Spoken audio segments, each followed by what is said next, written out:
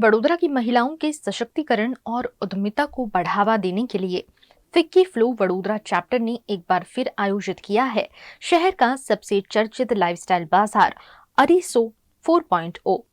अरिसो वडोदरा का वो नाम जो अब सिर्फ एक प्रदर्शनी नहीं बल्कि एक पहचान बन चुका है।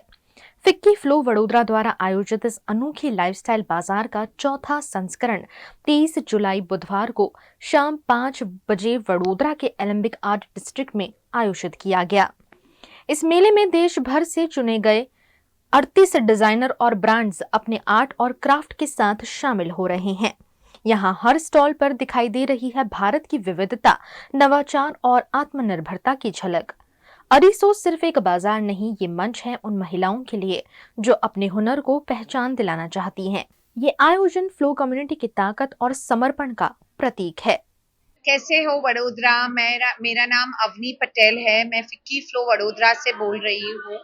हमने आज इधर 24 जुलाई अरिसो 4.4 एग्जीबिशन क्यूरेट किया है, जिसमें 35 डिजाइनर्स पूरे इंडिया से हैं और क्लोथ्स है, ज्वेलरी, स्टेशनरी, शूज, फूड અને एक्सेसरीज है और सब अलग अलग आर्टिस्टिक डिजाइनर्स हैं। इसलिए वडोदरा आप प्लीज आइए हमारे शो में।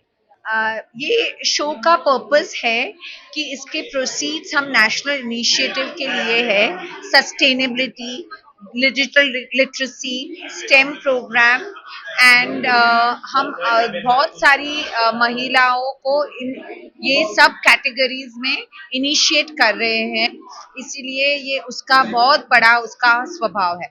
Is the bazaar of by FICCI FLO Vadodara. આ ચોથું વર્ષ છે। આ વર્ષ અમે લોકોએ થોડો ટ્વિસ્ટ લાયા છે, ફેશન છે, જ્વેલરી છે, પણ સસ્ટેનેબિલિટી પણ છે। અહીંયા એક યુથ એન્ડ હોમવે કરીને બ્રાન્ડ આવી છે, જે લોકો પ્લાસ્ટિકનું જે વેસ્ટ હોય એને લઈને એ લોકો એમાંથી ગ્લાસીસ બનાવે છે અને તે supply to all big brands like Titan eye ને બધાને।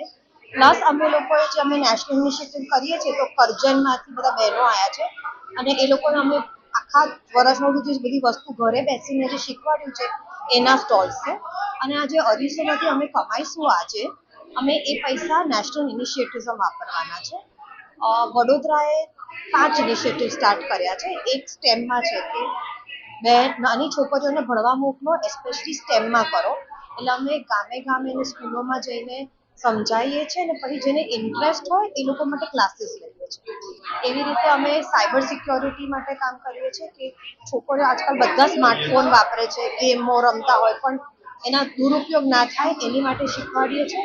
સાથે સાથે બહેનોને એમની મમ્મીઓને પણ શીખવાડીએ છીએ કે કોઈ પણ મેસેજ આવે કે લોન મળી ગઈ તો ક્લિક નહીં કરવાનું, એની માટે અમે સેમિનાર્સ કરીએ છીએ।